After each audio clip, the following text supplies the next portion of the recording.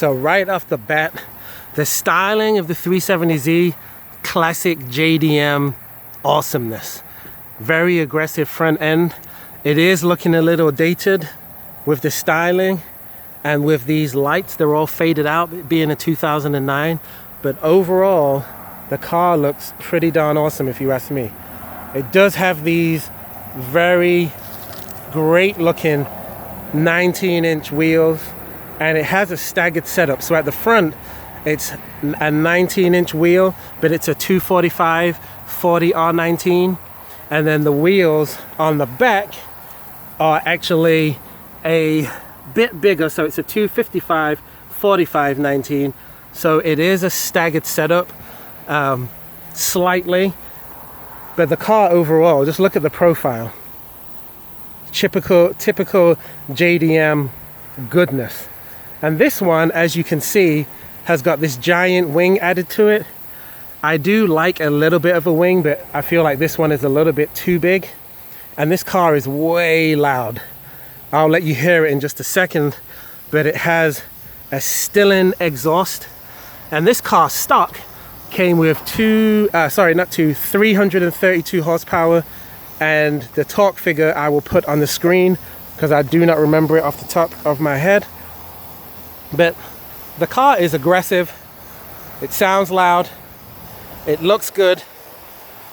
I love the Z badge, love the wheels, love the two-door coupe styling, and even these Nissan brakes, which I will put the spec on those in the description.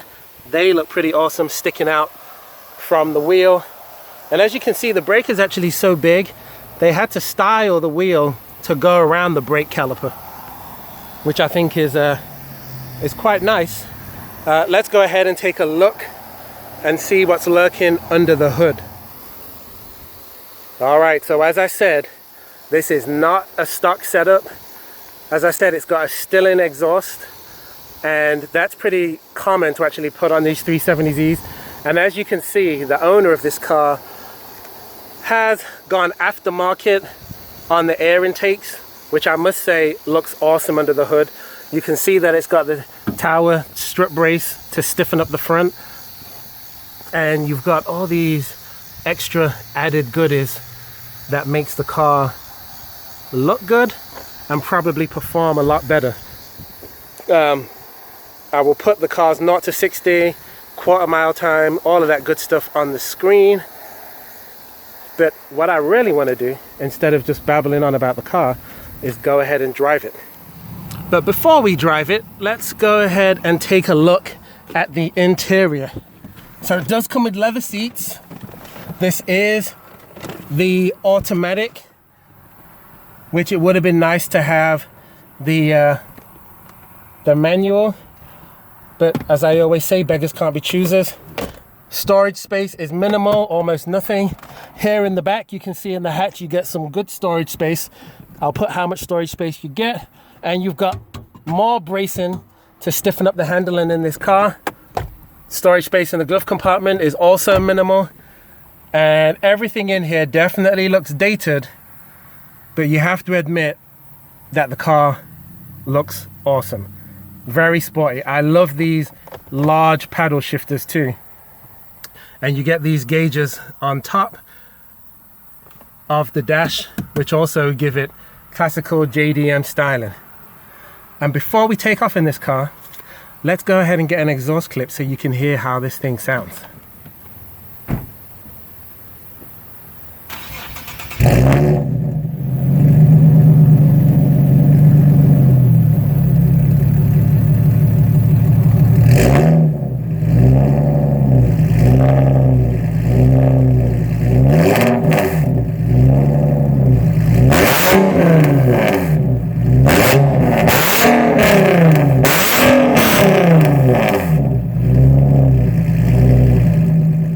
So, as you could hear, car sounds awesome.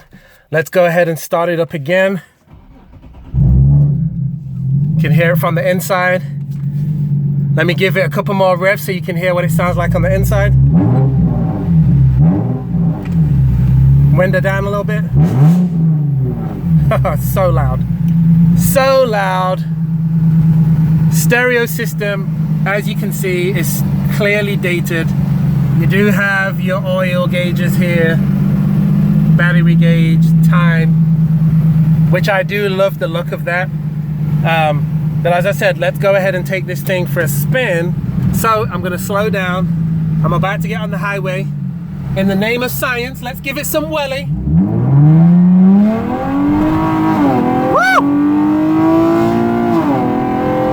There we go.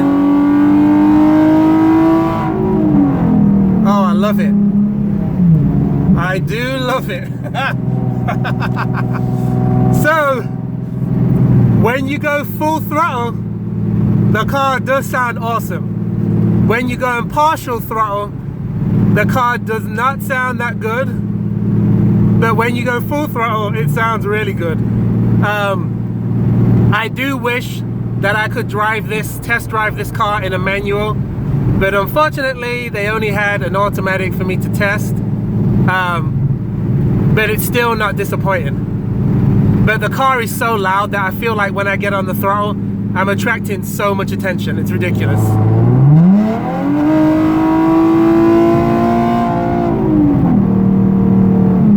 Okay. So, let me say this. The handling and the steering on this car though, I will tell you this. It's good.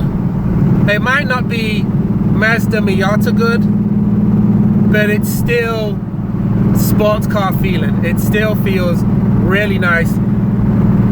I can tell you without a shadow of a doubt, this car handles way better than my Mustang, than a Dodge Challenger or a Dodge Charger RT. This car handles way better than those. And I know that I'm not comparing like for like. I'm just comparing it to some of the other cars that I've driven. And this one definitely has way better handling than those. And as soon as I get to the right spot, I'm gonna slow down, and in the name of science, I'm gonna give it the beans. Okay guys, I'm at the light. I'm turning. It's not gonna be an exact 0 to 60, but let's give it some welly right now. There you go.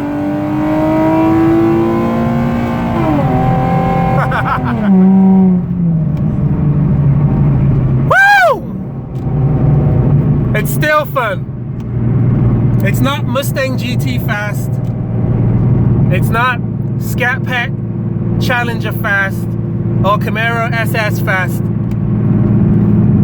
But believe you me, the car feeling light for what it is, it definitely can handle its business. And the sound from its exhaust when you go full throttle is addictive. As I said, when you go in just regular cruising speed, it does drone a little bit too much. I don't like that. But the car's good. I mean, for a 2009, this is awesome.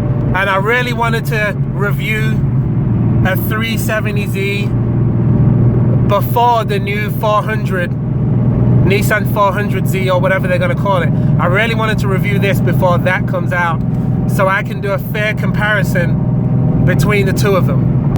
But comment, like, subscribe, and I will see you in the next video.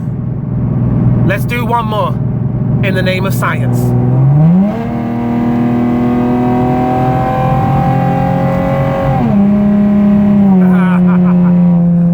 See you in the next video, guys.